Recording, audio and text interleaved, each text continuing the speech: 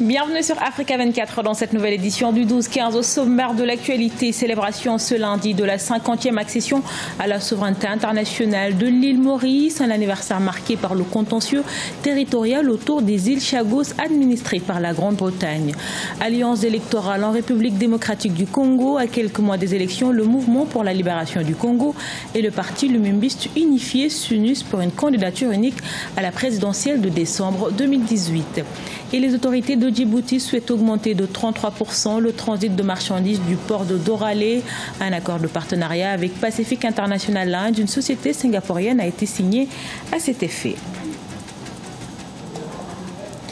L'île Maurice a célébré ce lundi 12 mars le 50e anniversaire de son indépendance. De nombreuses festivités ont été organisées pour marquer le demi-siècle d'indépendance de l'île. Toutefois, le contentieux territorial entre l'île Maurice et la Grande-Bretagne autour de l'archipel des Chagos s'est invité à cette célébration. Solène Duplessis. 50 ans après son indépendance, le 12 mars 1968, l'île Maurice est aujourd'hui un modèle économique et démocratique sur le continent africain. Une réussite économique signe d'une décolonisation réussie, mais incomplète selon les autorités mauriciennes. En effet, Maurice réclame la souveraineté sur l'archipel de Chagos, détenu par le Royaume-Uni. Le 22 juin 2017, un vote à l'Assemblée générale des Nations unies a relancé l'affaire de l'archipel qui oppose depuis un demi-siècle les deux pays. Autant qu'il m'est fier. Autant nous sommes fiers du parcours que nous avons fait. Nous avons beaucoup à célébrer depuis notre indépendance, mais il est dommageable que 50 ans après, notre décolonisation n'est pas encore complète. Nous allons continuer nos efforts pour exercer notre souveraineté sur tout l'archipel des Chagos. Après qu'une majorité de pays nous ait soutenus aux Nations Unies, la Cour de justice doit désormais écouter notre demande.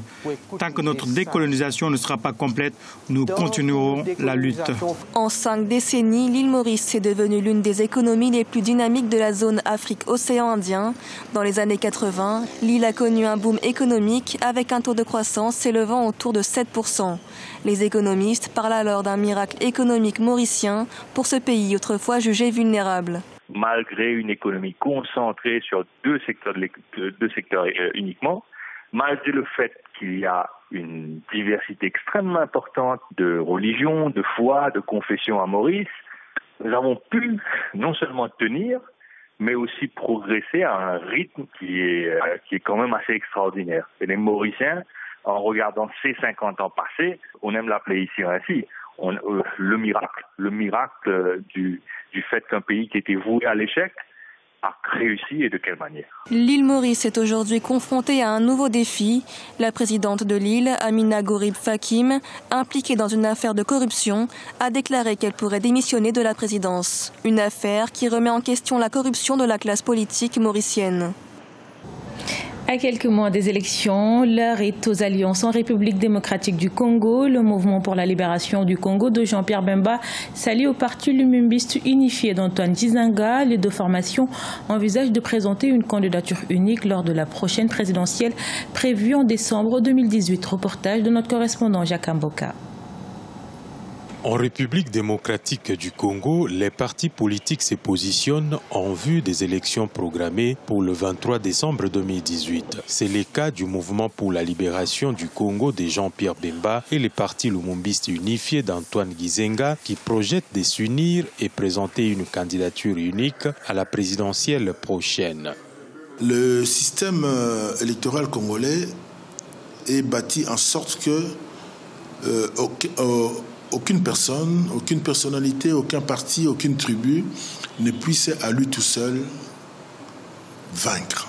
C'est le système de la proportionnelle. Cela nous oblige, avec l'introduction, bien qu'elle contestée, mais qui est devenue le droit positif congolais, du seuil, nous avons l'obligation de nous regrouper. Les partis d'Antoine Gizenga, qui a été une formation politique importante au sein de la majorité présidentielle, se sont lésés de ne pas obtenir le soutien de la famille politique du chef de l'État. Selon certaines sources, son soutien à Joseph Kabila lors de 2 précédentes élections était conditionné par l'appui à sa candidature à la prochaine présidentielle. Pour bon nombre d'observateurs, l'alliance Palou-MLC est contre nature vu la distance de leurs idéologies respectives. C'est une alliance contre nature et ceux qui le disent n'ont pas tort. Pourquoi? Parce que ce soit le MLC, que ce soit le PALU, ils ont trahi leur philosophie, ils ont trahi leur doctrine, leur idéologie politique. On ne peut pas comprendre au nom de quoi les libéraux peuvent faire alliance avec les socialistes. C'est une seconde tentative qui refait surface entre les deux partis. En 2006, Jean-Pierre Bemba avait sollicité sans obtenir le soutien des patriarches Antoine Gizenga. Ces derniers avaient plutôt porté son soutien à Joseph Kabila. Si beaucoup se réjouissent de ces rapprochements, les observateurs, tenant compte des enjeux de l'heure, doutent encore de la capacité de l'opposition à renverser la vapeur et réussir l'alternance dans un contexte où l'opposition qualifiée de plurielle ne montre pas encore une volonté de s'accorder pour une candidature unique. Et l'opposant congolais en exil Moïse Katumbi promet de rentrer en République démocratique du Congo en juin 2018. Ce lundi, il a lancé le mouvement Ensemble pour le changement depuis Johannesburg en Afrique du Sud.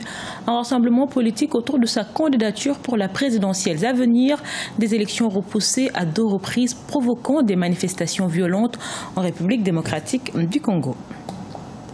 Situé à la jonction entre le péninsule arabe et le continent africain, le port de Djibouti est l'un des plus stratégiques au monde. Afin d'augmenter son transit, un nouveau partenariat vient d'être noué avec la société singapourienne Pacific International Lines. À travers cette coopération, il est prévu d'augmenter la capacité de traitement du terminal de Doralé. Ibrahima Djomaba. Les autorités djiboutiennes viennent de signer un partenariat avec la société singapourienne Pacific International Lines pour la gestion du terminal à conteneurs du port de Doralé. Objectif, augmenter la capacité de traitement du port de près de 300 000 conteneurs équivalent 20 pieds par an, soit 33%.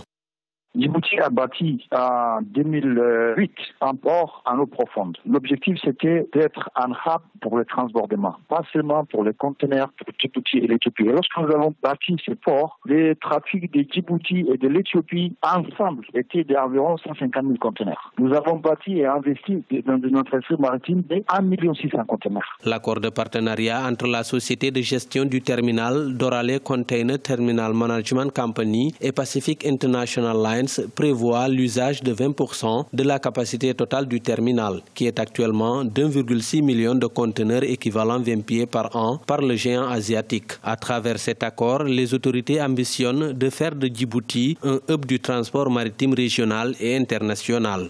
Dès le départ, notre objectif, c'était le transbordement. Parce que l'économie de Djibouti et de l'Éthiopie, l'augmentation du trafic est générée par l'économie de ces deux pays. C'est que nous n'avons pas pu réaliser avec Dubaï. Jusqu'à aujourd'hui, les ports, après 9 ans, est à moitié vide.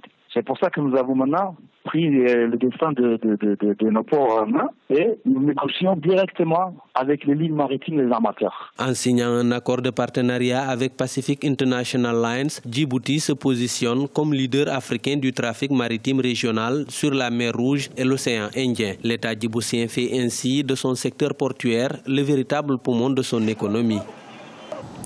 Dans le reste de l'actualité, principal produit d'exportation entre le Kenya et le Pakistan, le thé est en perte de vitesse. En janvier 2018, les revenus de la vente de thé kenyan vers le Pakistan ont chuté de 50%. Elles sont passées à près de 3 milliards de shillings contre 7,4 milliards en 2017. Une baisse attribuable aux normes sanitaires plus strictes imposées par les autorités pakistanaises aux importations. Les précisions de Nathalie Mo.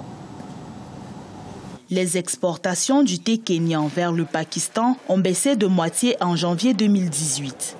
En effet, les bénéfices liés à ces échanges sont passés de 7,4 milliards de shillings en janvier 2017 à 3,7 milliards de shillings cette année. D'après la direction du thé au Kenya, les Pakistanais manifestent quelques incertitudes vis-à-vis de la qualité du thé kenyan. En mai 2017, des aflatoxines cancérigènes ont été détectées dans une cargaison. Conséquence, des tests préalables ont été exigés avant toute exportation de thé kenyan vers le Pakistan. La baisse des recettes d'exportation qui crée un déficit de la balance commerciale et une réduction des réserves de change nécessaires à la régulation du taux de change.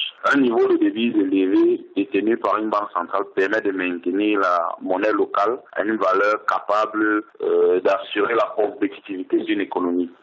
La mesure de contrôle imposée par le Pakistan a été levée le 2 février, une embellie espérée par les producteurs kenyans. Cependant, le Kenya doit encore améliorer les conditions de culture et de conservation de ses produits destinés à l'exportation. En assurant un meilleur suivi des marchandises, notamment le thé, le pays pourrait reconquérir son marché le plus important. Le Pakistan importe en moyenne 24 millions de tonnes de thé d'origine kenyane. Comme c'est les exigences qualitatives, c'est-à-dire les normes sanitaires qui constituent la raison principale de la baisse des exportations, que ce soit un prétexte ou pas, il va falloir que les agriculteurs se conforment. Mais pour cela, ils devront faire face à des coûts de production supplémentaires. Donc je pense qu'une subvention de l'État pour la campagne de 2018 serait salutaire.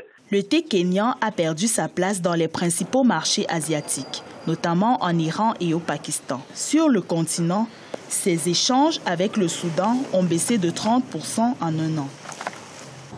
Ce journal a été réalisé par l'ensemble de la rédaction. Merci pour votre fidélité. Dans un instant, une nouvelle édition de l'actualité sur Africa 24.